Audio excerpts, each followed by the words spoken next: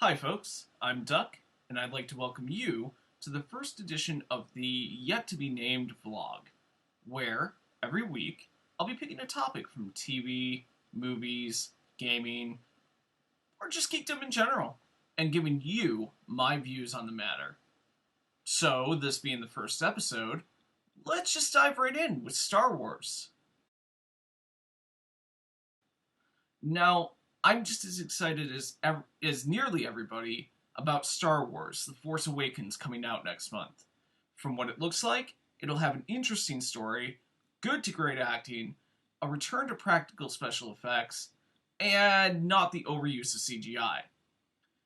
This raises my hopes that this will be a potentially great film. Potentially. I do have one concern, and it is this man.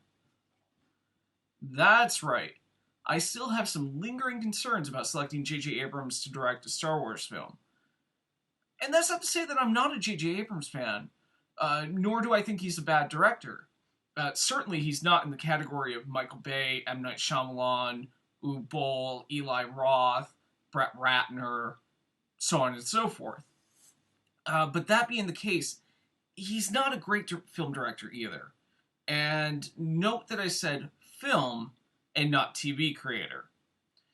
What's the difference between J.J. Abrams, the film director, and J.J. Abrams, the TV creator, producer, writer? Time. Time is that key factor. J.J. Abrams, the TV producer, has given us some great TV shows. Fringe, Alias, Person of Interest, which he didn't create, but I believe he's an executive producer on, and even the first few seasons of Lost have all been fantastic shows, all because J.J. Abrams and his team have the time across multiple seasons to develop stories and characters that people care about, love, and/or love to hate. Now, compare this to J.J. Abrams, the film producer slash director. As I said earlier, J.J. Abrams is not terrible at film.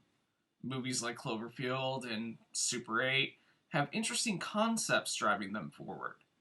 The problem is that in film, a director is working on a very tight time constraint, and they have no more than 2 or 3 hours of the audience's attention.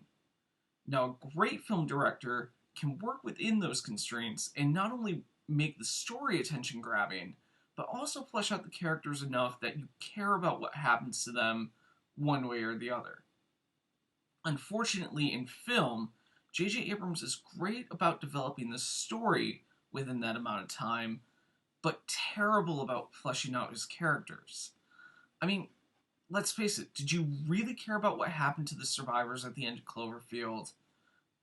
Did Super 8's kids really make you feel for them? But Duck, you may be saying, that might be true of his original works, but he's working with 6, or 3, depending on your view of the prequels, previous films, 2 TV series, The Clone Wars and Rebels, and technically 20 years of Legends material that could be, in theory, brought back in. True, but might I remind you, he was working with Star Trek as well. He had all this material,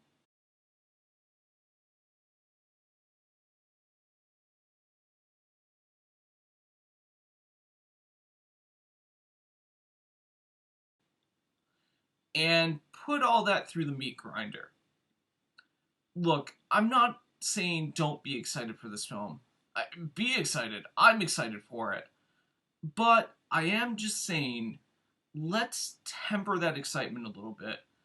Because if the film somehow doesn't live up to expectations, there's going to be a nerd rage explosion that makes episode 1 look like a firecracker.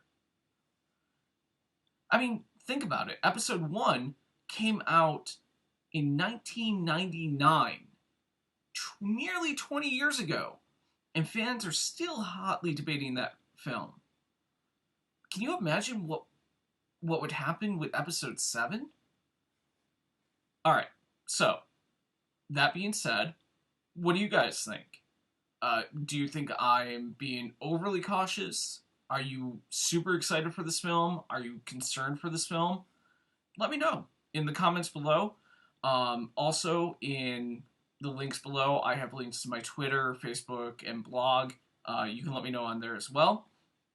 And I want to thank you guys for tuning in and listening to my ramblings. Hopefully next week, not only will I have a new topic of discussion, but I'll have the Let's Fail videos as well. Hopefully I've worked out the technical kinks in those. So yeah, hopefully you'll get 2 videos next week. Alright, so again, thank you, and I will see you guys next week.